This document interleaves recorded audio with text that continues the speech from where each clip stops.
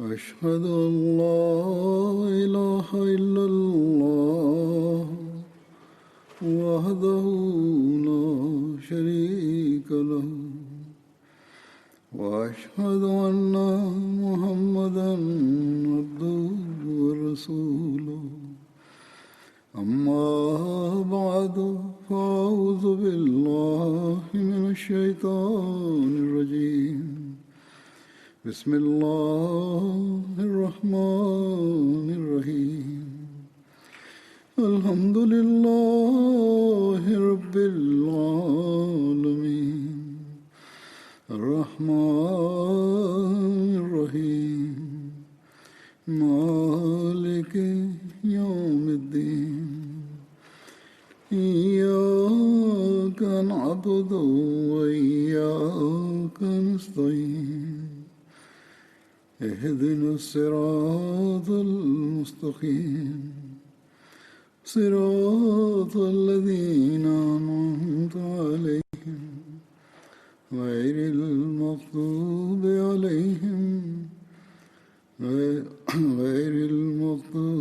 عليهم ولا الضالين.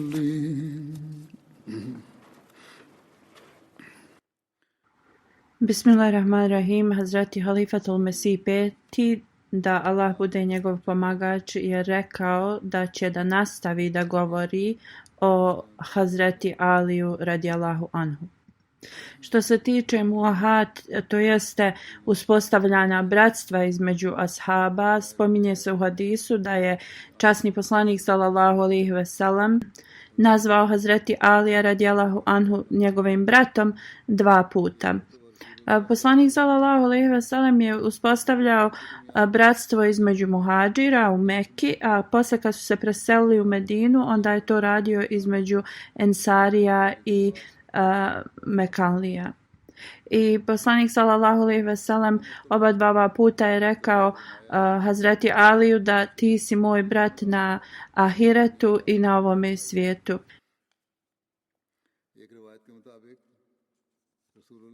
Prema drugom hadisu, poslanik sallallahu alejhi ve sellem je uspostavio bratstvo između Hazreti Ali i Hazreti Sahal bin Hunayf. U vezi ovoga nalazimo na 2 mjesta u historijskim zapisima. Alama Kastelani, koji je komentator Buharija, piše: bratstvo je bilo uspostavljeno 2 puta. Prvo u Mekki prije nego što su se preselili, gdje je poslanik sallallahu alejhi ve sellem uspostavio bratstvo između Hazreti Ebu Bekra i Omera, između Hazreti Osmana i Abdurrahman bin Aufa, i između Zubeira i Hazreti Abdullaha bin Masuda, i između sebe i Hazreti Alija. I u kući od Hazreti Enesa bin Malika, kad su se muhadžiri preselili u Medinu, poslanik sallallahu alejhi ve sellem je tu uspostavljao bratstvo između njih. Ibn Isad prenosi da poslanik sallallahu alejhi ve sellem je uspostavio bratstvo između 100 ashaba, to jeste 50 ensarija i 50 muhadžira. Osim na Tabuku, Hazreti Ali radijallahu anhu je učestvovao u svim bitkama uz poslanika sallallahu alejhi ve sellem, također uključujući bitku na Bedru. A kad je bila borba na Tabuku, poslanik sallallahu alejhi ve sellem je dao instrukcije Hazreti Aliju da se on brine o svojoj porodici. Hazreti Salba bin Abi Malik prenosi da uvijek Hazreti Saad bin Ubada bi nosio zastavu poslanikovu sallallahu alejhi ve sellem, ali kako god kad bi se započela borba, onda Hazreti Ali bin Abi Talib bi nosio zastavu.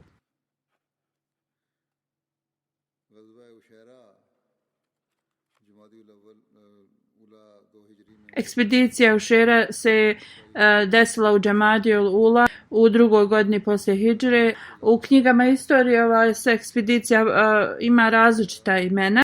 Ušera je mjesto od jednog kao tvrđave koja se nalazila u Hidžazu između Jambu i Zulmavra. Hazreti Mirza Bashir Ahmed Saib je predstavio detalje u vezi ovoga na sljedeći način. U Džemadiju Lula u 2. godini poslije Hidžre, kada je dobio neke izvještaje o Mekanlijama, je otišao, poslanik sallallahu alejhi ve sellem je posle toga otišao iz Medine sa nekim ashabima, muhadžirima, postavio je Hazreti Abdul Salma bin Abi Asad, koji je bio kao usvojeni brat poslanika sallallahu alejhi ve sellem. On ga je postavio kao emira u svom odsustvu. A poslanik sallallahu alejhi ve sellem je konačno stigao u tu šeiru nakon mnogih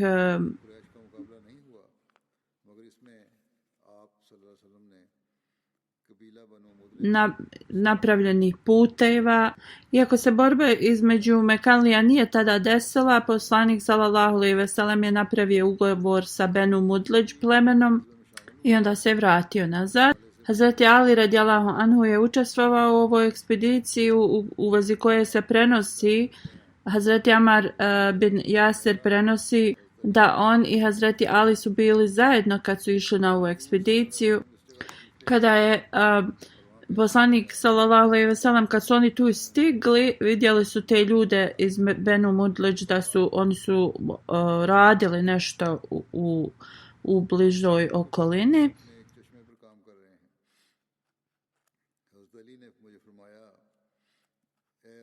On kaže da ga je Hazreti Ali upitao da li bi oni trebali da odu bliže da vide šta ovi ljudi rade.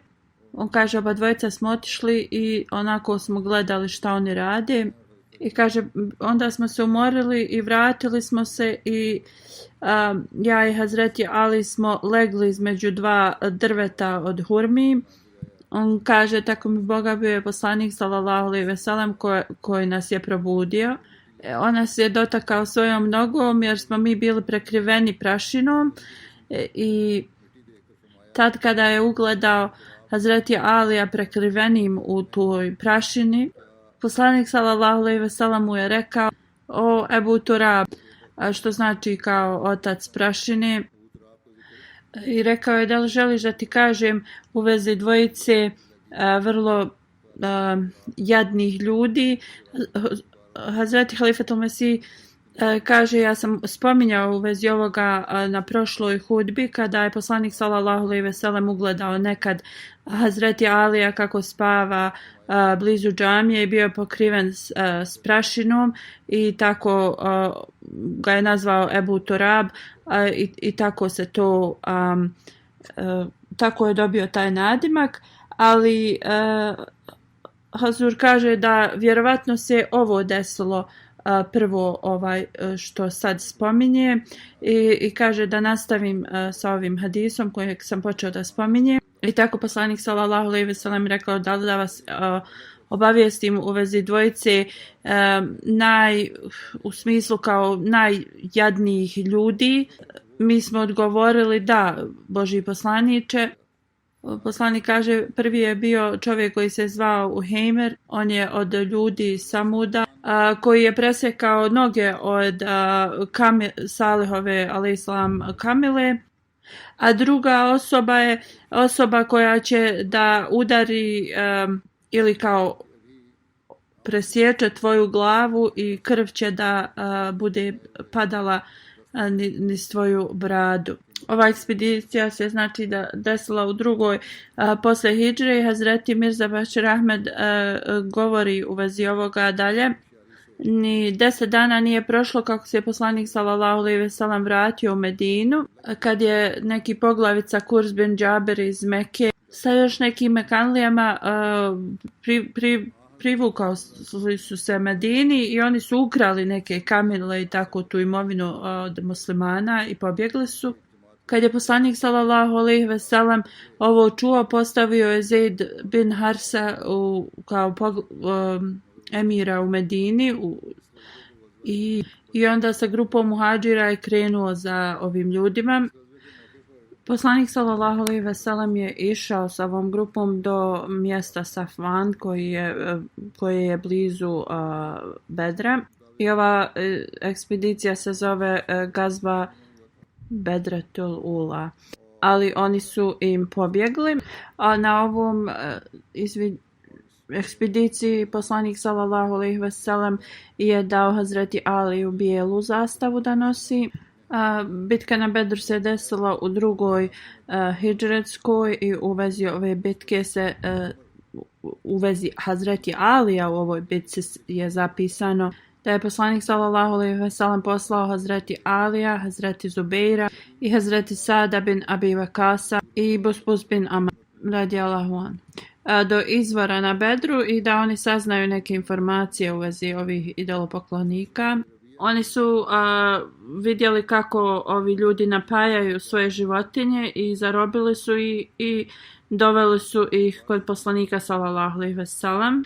Kada je borba počela na Bedru, oba dvojica sinova od Rabija, Šerbaj i Utba i Velid bin Utba izašli su ispred i oni su kao bili kao izazovnici muslimana da dođu da im se usprotive ili da počnu borbu. Trojica Ensarija iz Benu Haris plemena su se javili kao dobrovoljci. Muaz, Muavez i Auf, koji su bili sinovi od Afra, oni su željeli da oni se bore protiv njih, ali poslanik sallallahu alejhi ve sellem to nije dopustio. Nije želio da Ensarije budu ti prvi koji će biti izloženi. Poslanik sallallahu alejhi ve sellem je želio da ovo bude bude urađeno ili da dobrovoljci budu od djece njegovog amidže i njegovog naroda. Poslanik sallallahu alejhi ve sellem je upitao ashabe da se vrate u svoje redove Ensarije koji su se javili i pohvalio ih je za to. Mekanlije su rekli: o Muhammede, pošalji iz našeg naroda ljude koji mogu da se bore protiv nas. Poslanik sallallahu alejhi ve sellem je rekao: o Benu Hašem, izađi naprijed i bori se za istinu. Istinu s kojom je uzvišeni Allah poslao poslanika. Jer ovi ljudi su došli sa lažima da pokušaju da ugase svjetlo Allaha. I onda su Hazreti Hamza radijallahu anhu, Hazreti Ali radijallahu anhu i Ubejda radijallahu anhu izašli i počeli su da se bore s njima. Utba je rekao: recite nešto tako da možemo da ih prepoznamo. Jer oni su nosili one štitove gdje su i njihovo lice bilo sakriveno.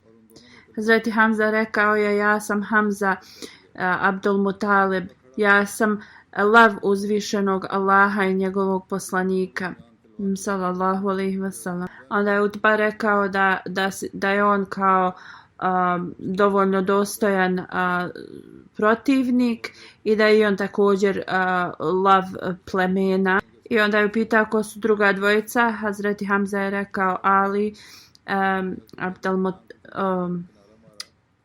Ebu Talib i Ubejda bin Haris.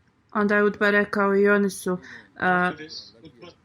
kao dostojanstveni, kao protivnici ili neprijatelji. Onda je Utba rekao svom sinu: o Velide, idi naprijed. Hazreti Ali se borio protiv njega i Hazreti Ali ga je ubio. Onda je sljedeći bio Hazreti Hamza protiv Utbe i on je ubio njega. Onda je Šeba išao protiv Hazreti Ubejd bin Haris. Prenosi se da na taj dan Hazreti Ubejda je bio najstariji ashab poslanika sallallahu alejhi ve sellem. Šeba je udario po nozi od Hazreti Ubejda radijallahu anhu i ranio ga je. Hazreti Ali i Hazreti Hamza radijallahu anhu su napali ovoga Šeba i ubili su ga. Isti hadis sam spomenuo prije 2 godine i neke detalje ću da spomenem danas.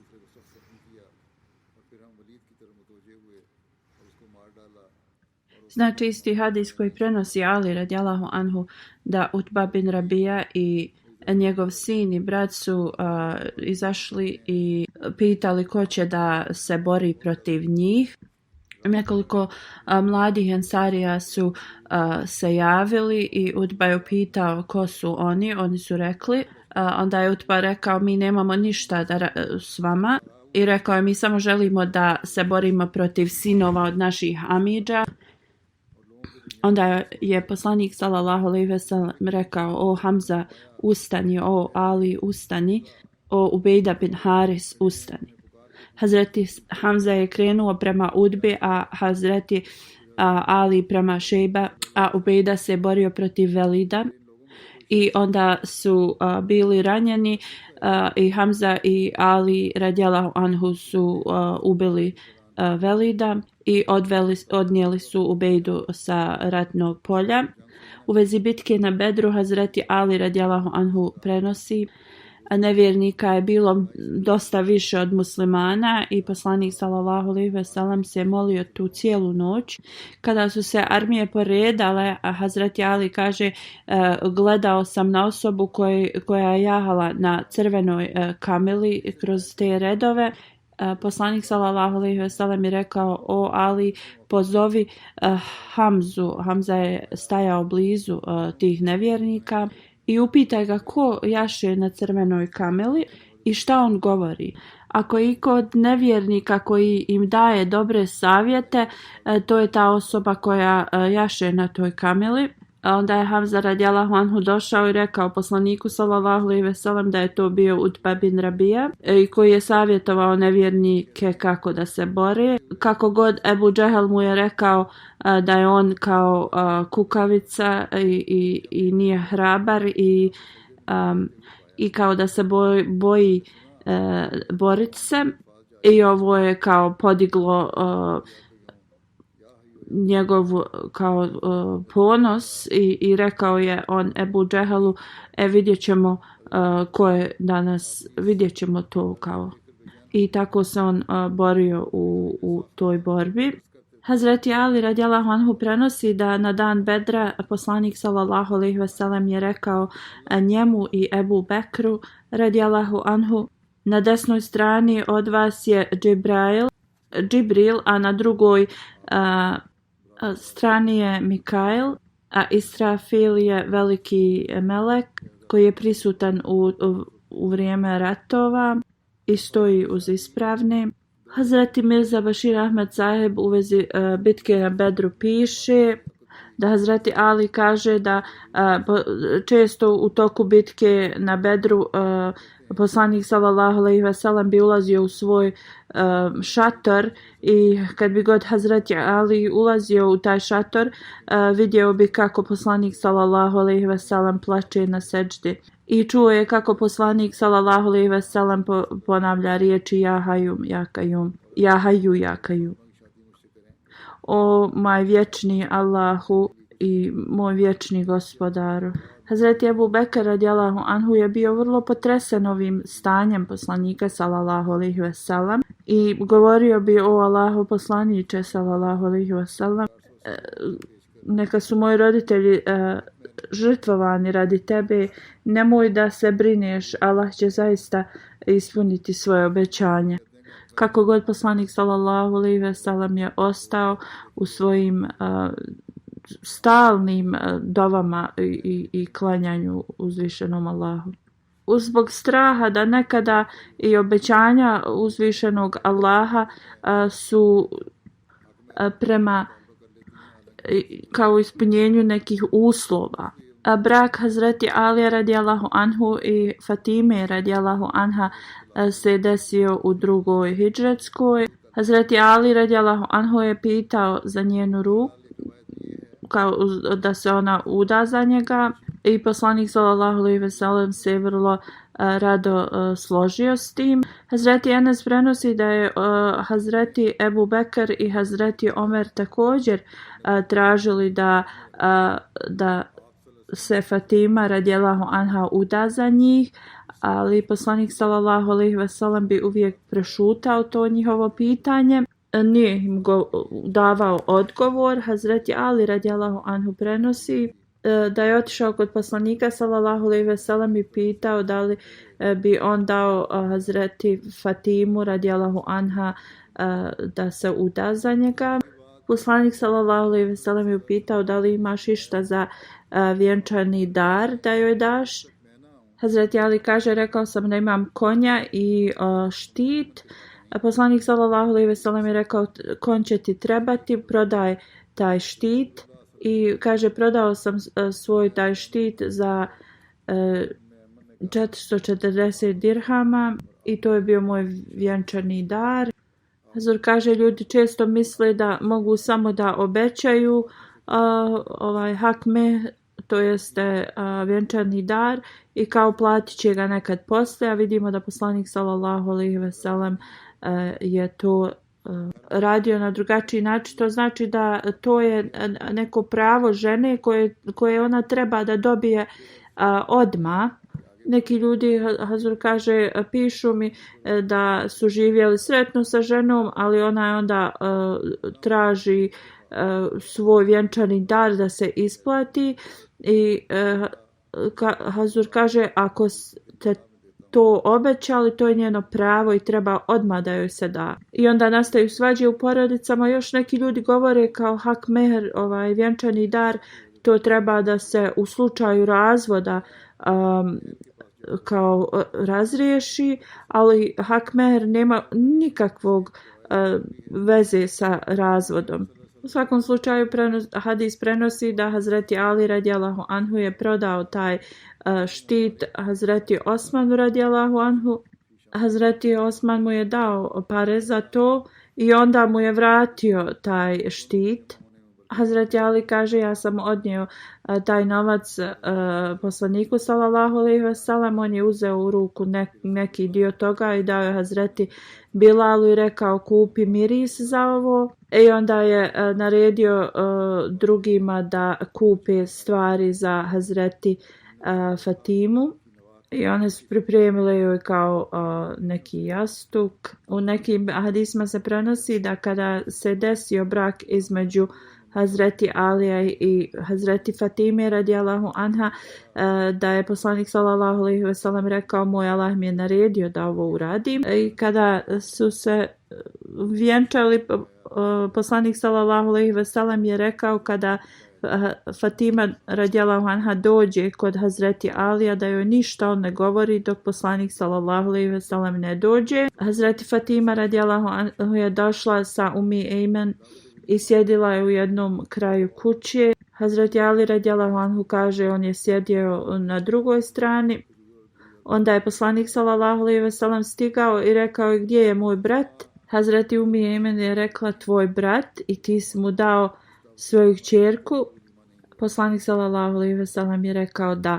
Onda je poslanik sallallahu alejhi ve sellem upitao Hazreti Fatimu da mu donese vode. Ovo je rodbinska veza gdje brak je dozvoljen je zbog toga što Hazreti Ali radijallahu anhu nije bio poslanikov pravi brat. Hazreti Fatima radijallahu anha je ustala i donijela je zdjelu vode koja je bila u kući. Poslanik sallallahu alejhi ve sellem je izaprao svoja usta i rekao je Hazreti Fatimi da priđe. Ona je prišla i poslanik sallallahu alejhi ve sellem je posuo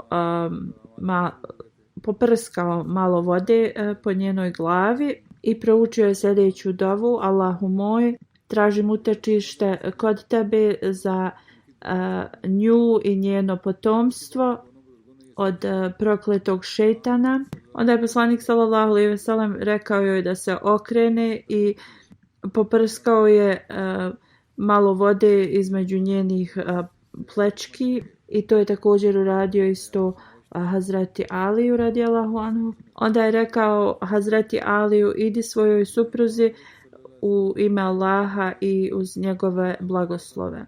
U drugom hadisu prenosi da je Hazreti Ali radijallahu anhu rekao da je poslanik sallallahu alejhi ve sellem prvo uzeo abdest u toj zdjeli i onda je posuo tu vodu, poprskao tu vodu po Hazreti Fatimi i Aliju radijallahu anhu. i da je proučio sljedeću dovu. Allah moj, podari svoje blagoslove na oba dvoje i blagoslovi ovaj brak. Hazreti Ajša i Umi Salma radijallahu anha prenose da je poslanik sallallahu alejhi ve sellem naredio njima dvema da pripreme Hazreti Fatimu za brak i također da je mi odvedemo do Hazreti Alija. Ona kaže da smo prvo kao njihovu sobu namjestili, donijeli su friško svježe blato i namazale zidove, pa su onda napunile 2 jastuka sa lišćem od palme. Onda su ostavile hurme i suho grožđe i slatku vodu. Uzele su kao neki štap i zabole ga u jedan dio sobe, tako da tu mogu oni da kao objese svoju odjeću i ostavili su kao vreću vode.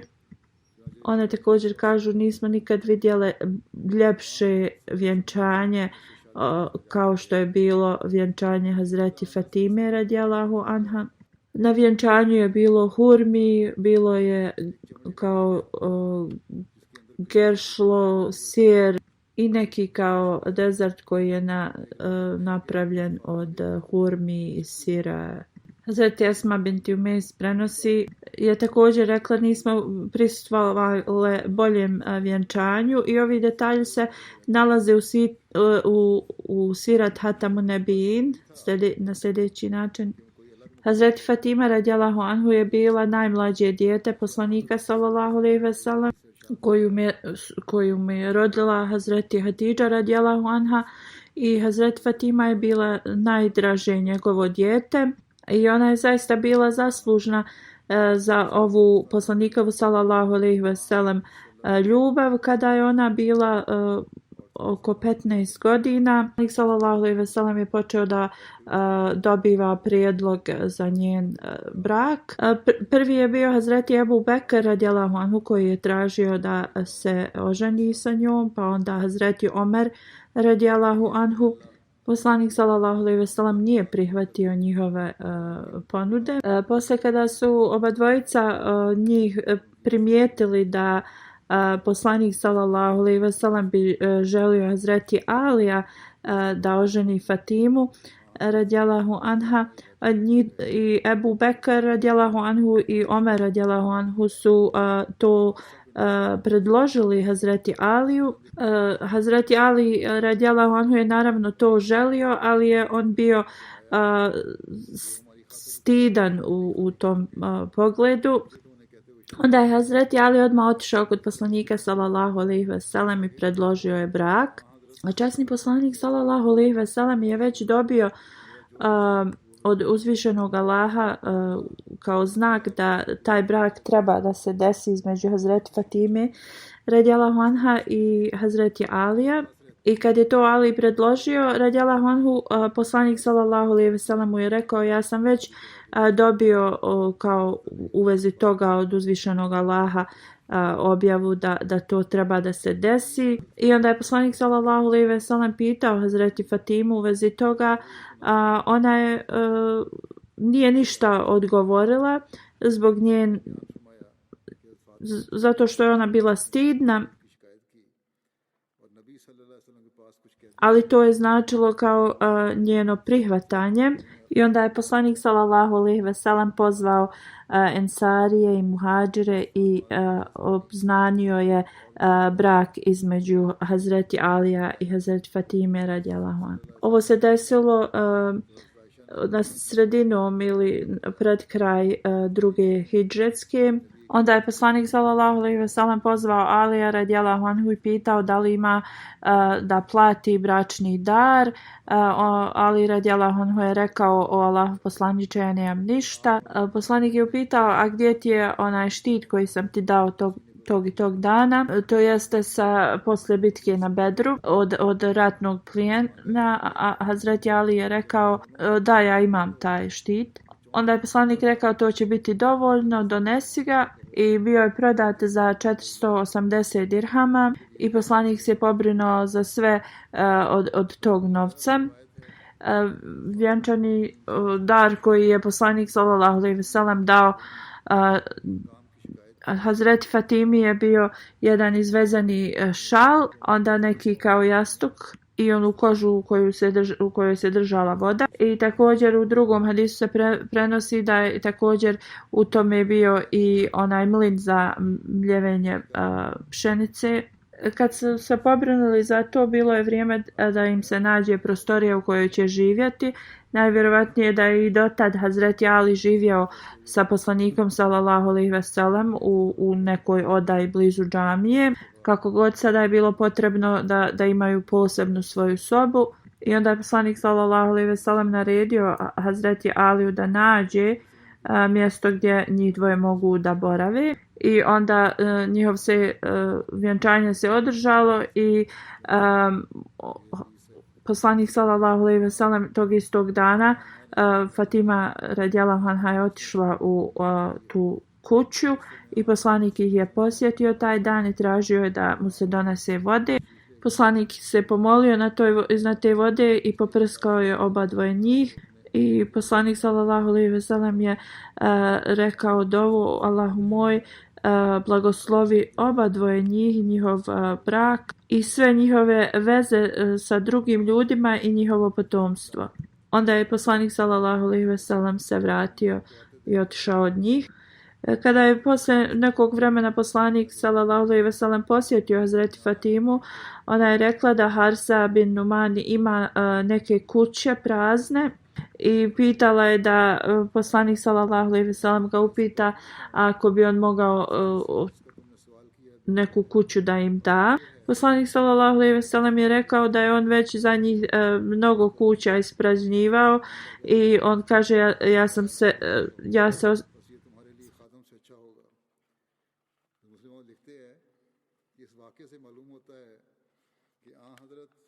kao stidio se da ga upita za to, ali kada je Harsa saznao od nekoga da je ovo bilo traženo, brzo je došao kod poslanika sallallahu alejhi ve sellem.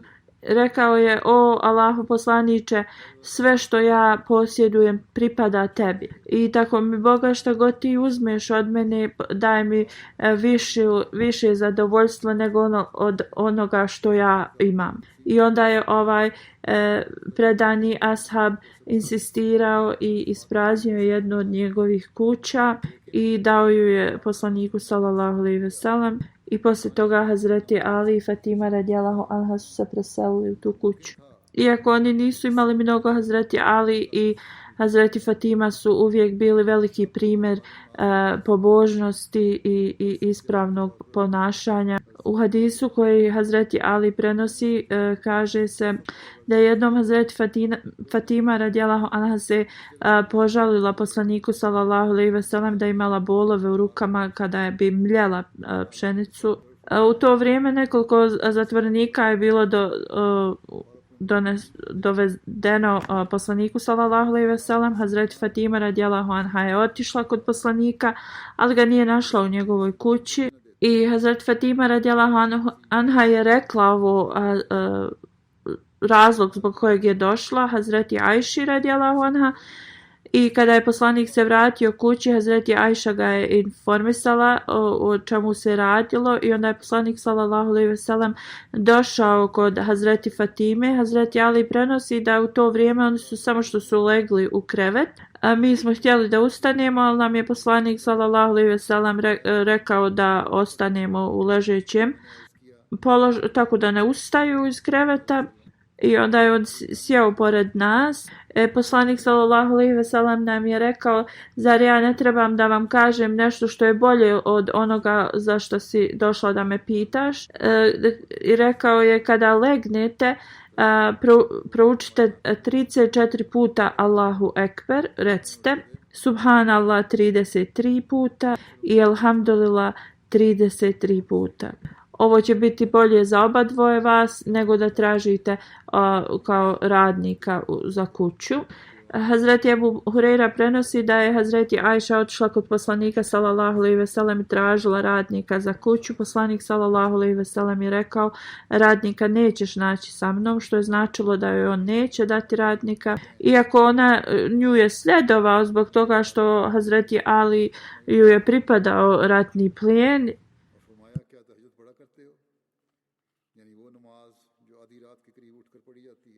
Prije i onda je rekao ja ću te reći nešto što je bolje za tebe nego da dobiješ ovog radnika, to jeste kad legneš navečer prouči 33 puta Subhanallah, 33 puta Alhamdulillah i 34 puta Allahu Ekber. Ovo je iz Sahih Muslima. U biografiji u vezi poslanika sallallahu alejhi ve sellem Hazreti Muslim Maud spominje isti ovaj incident, ali koristeći hadis iz Buharija. Hazreti Muslim Maud radijallahu anhu navodi isti hadis koji je spomenut kad je poslanik sallallahu alejhi ve sellem došao kad su oni legli. Navodi isti hadis i onda Hazret Muslim govori ovdje možemo da vidimo kako je poslanik sallallahu alejhi ve sellem bio vrlo precizan u tome dijeljenju tog ratnog plijena. Iako je Hazreti Fatimi bio potreban radnik zbog toga što su je ruke bolile kad je mljela to brašno, poslanik sallallahu alejhi ve sellem joj nije dao radnika i umjesto toga okrenuo je pažnju prema tome da se moli uzvišenom Allahu.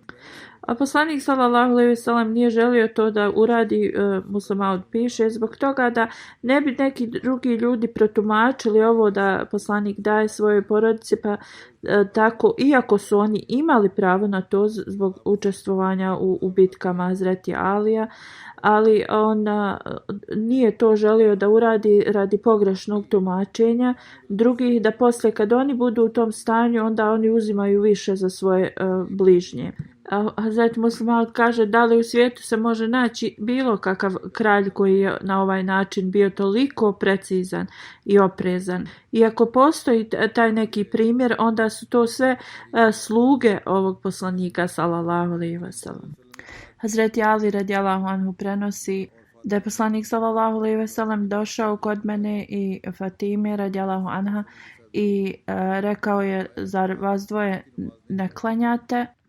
Hazreti Ali kaže: rekao sam o Allahu poslaniče, naši životi su u Allahovoj ruci i on nas probudi kad on to želi. Poslanik sallallahu alejhi ve sellem nije ništa rekao na ovo i otišao je. Časni poslanik sallallahu alejhi ve sellem je pitao u vezi tahadžud namaza, noćnog namaza prije sabah namaza.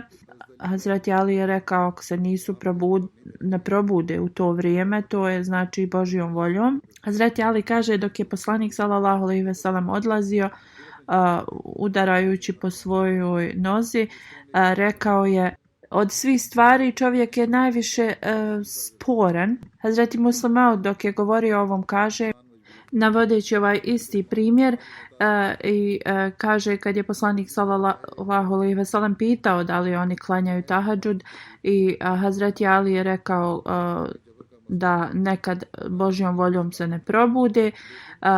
Poslanik sallallahu alejhi ve sellem je rekao trebate da klanjate tahadžud i onda dok je odlazio ponavljao je ovaj ajet iz Kur'ana, to jeste da ljudi nekada jednostavno ne žele da prihvate ili priznaju svoje greške i daju kao razna opravdanja za te njihove greške, da bi oni sakrili te svoje greške. Drugim riječima da Hazreti Ali i Fatima radijallahu anha su trebali reći da nekada se ne probude radi svog, znači sopstvene greške, a ne da to pripisuju Allahu. Hazreti Muslim Maud dalje piše da ovaj odgovor poslanika sallallahu alejhi ve sellem dugotrajno je ostavio utisak na Hazreti Alija radijallahu anhu. Govori također o jednom hadisu iz Buharija.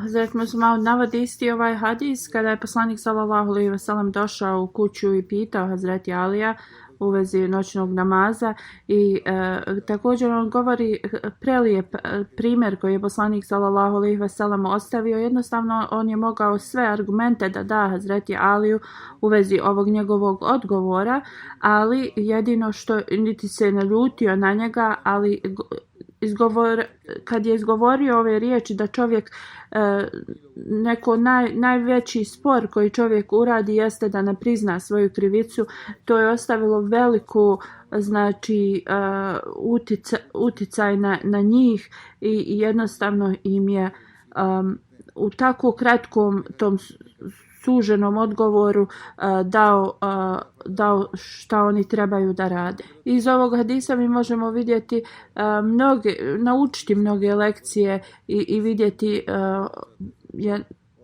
kakav je bio karakter iz raznih aspekata poslanika sallallahu alejhi ve sellem.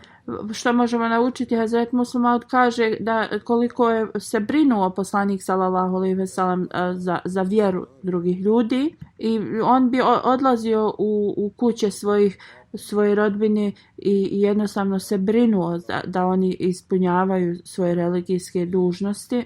Mnogi ljudi jednostavno idu drugima i govore i pomažu, a ti ljudi jednostavno ne pobrinu se za svoje vlastite kuće. Jedna uzrečica ispod lampe se nalazi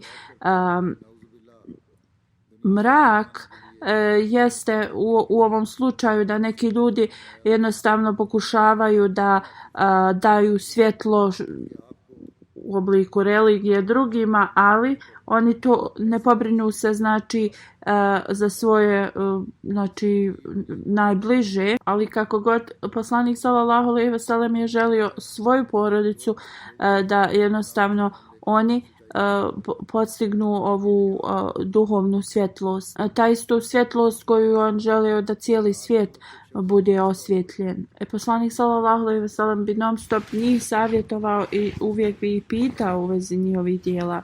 Moralni trening svojih ukućana je nešto što moramo svi da jednostavno postignemo.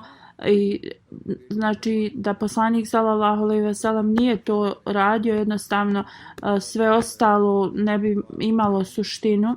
Drugi primjer iz ovoga možemo vidjeti da jednostavno totalna poslanikova uvjerljivost u ovu vjeru koju je on donio i na nijedan moment on nikada nije jednostavno posumnjao ovo učenje. Neuzbila ljudi govore da poslanik sallallahu alejhi ve sellem nije dobio nikakve objave i kao da je to on samo radio radi sopstvenih ti neki koristi i svojih pravila, ali to nije istina. Poslanik sallallahu alejhi ve sellem je imao potpuno uvjerenje u svoje poslanstvo i jednostavno nigdje u svijetu ne možemo naći ovakav primjer. Moguće je da ljudi pred drugim ljudima stave taj neku predstavu da bi oni povjerovali u njihovu ispravnost, ali nije to moguće da ta osoba bi u toku noći išla u kuću svoje kćerke da bi jednostavno se pobrinuo za njeno moralni trening. I to da ih pita u vezi namaza koji nije farz, ali je ono na svakom vjerniku da on odluči da se budi u to vrijeme i zahvaljuje gospodaru. A treći aspekt ovoga i zbog čega sam i naveo ovaj primjer jeste strpljivost poslanika sallallahu alejhi ve sellem. Umjesto da on s njima ima kao argumente, on bi im pokazao ljubav i to sve na lijep način. I znači kad je Hazreti Ali radijallahu anhu odgovorio na ovakav način, kad mi zaspimo kao nemamo kontrole u vezi nas, pa ako Allah nas probudi, to je to. Ali u to vrijeme nisu naravno stvari imali ove alarme da ih bude. Ali poslanik sallallahu alejhi ve sellem to nikada sebi zbog njegove ogromne vjere i nikada znači ne bi sebi to dozvolio. Ali također nije uopšte ništa rekao Hazreti Aliju, već kad se okrenuo naveo je ajet u kojem Allah kaže da čovjek nikada neće da jednostavno prihvati svoju grešku i uvijek traži neki izgovor za to. I to je bilo način da poslanik sallallahu alejhi ve sellem kaže Hazreti Aliju da oni ne trebaju da prave izgovore nikakve, već da jednostavno se probude u to vrijeme da klanjaju noćni namaz. Hazreti Ali radijallahu anhu kaže, ja nikada od tog dana nisam propustio tahadžud, noćni namaz. Uzur kaže, ja ću da nastavim da govorim o životu Hazreti Alija u budućnosti ako Bog da. Onda Hazur kaže, situacija u Pakistanu se pogoršava zbog toga što prate neke ove mulvijete i neke religijske učenjake. Vlada u Pakistanu radi protiv Ahmedi muslimana. Hazur kaže, molite se za ljude koji žive u Rabvi i u drugim gradovima u Pakistanu, da ih uzvišeni Allah sačuva od zla ovih ljudi i da ih Allah ukloni što prije. Hazur kaže, posle džume klanjat ću džanaze u odsustvu i ukratko ću nešto spomenuti.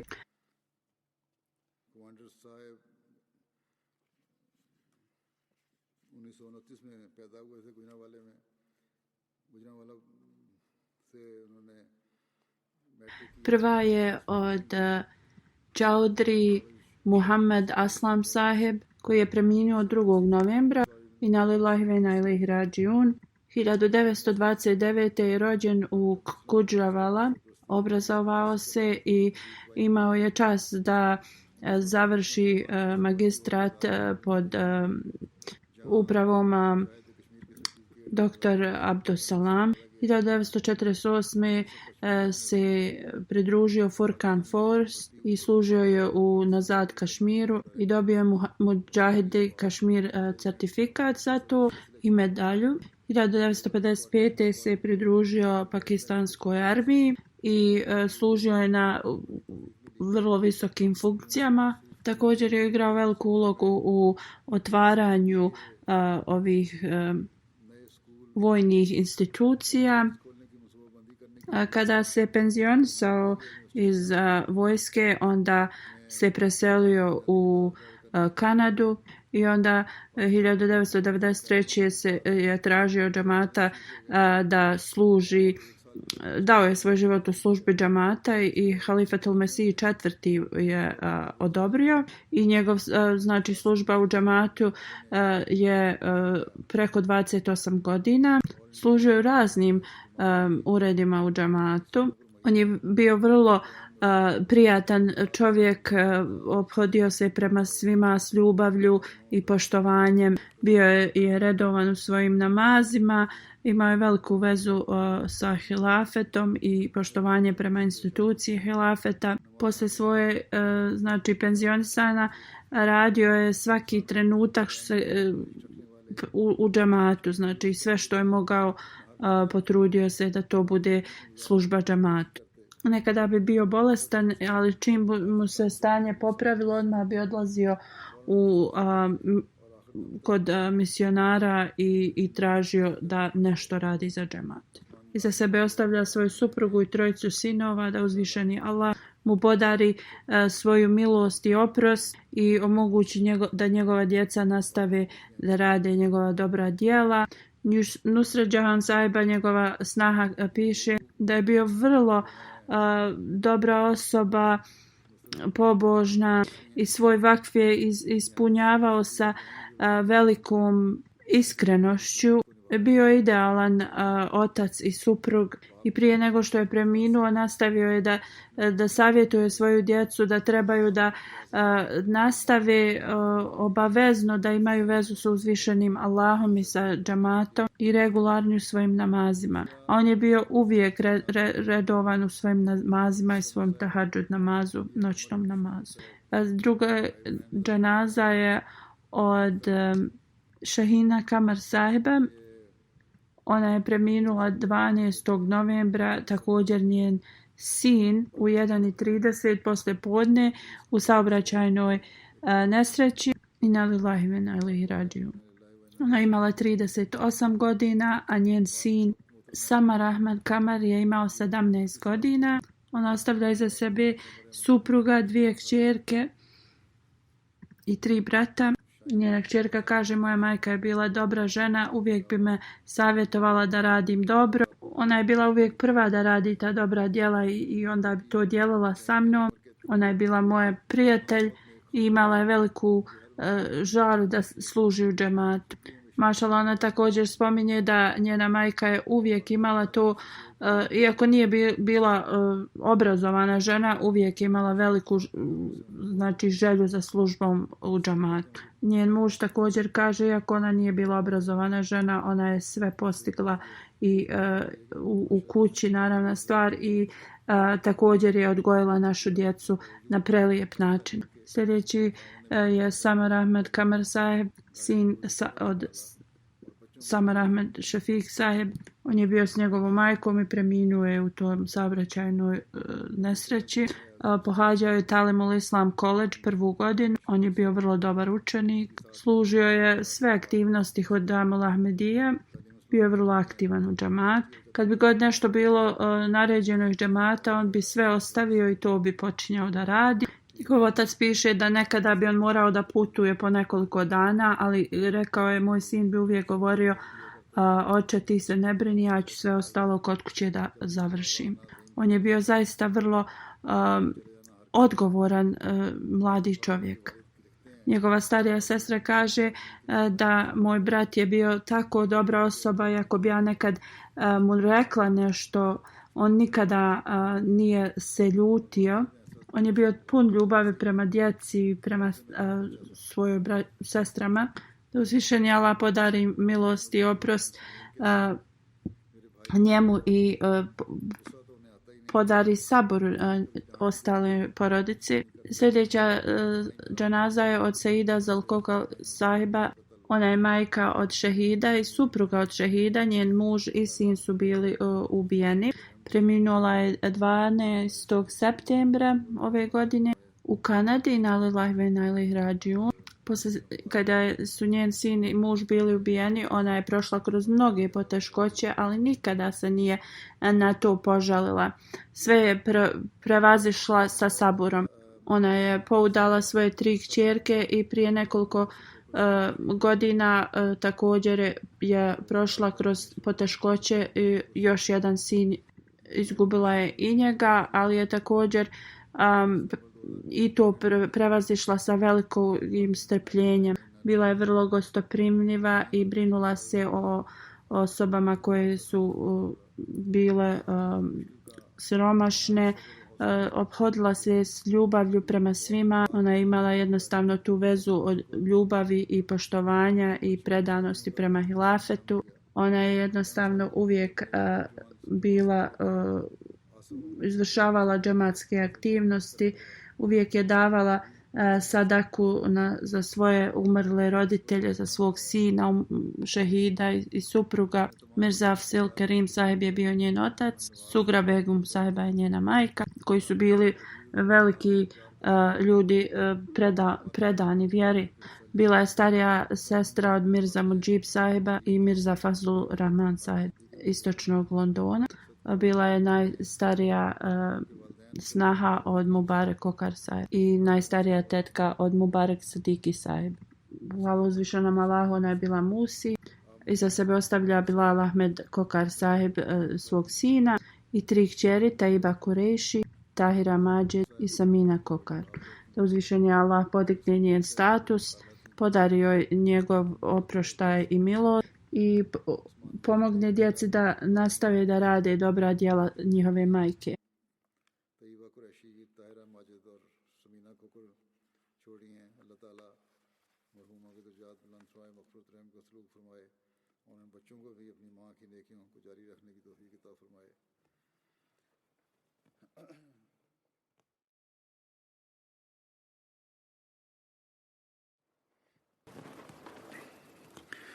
الحمد لله نحمده ونستعينه ونستغفره ونؤمن به ونتوكل عليه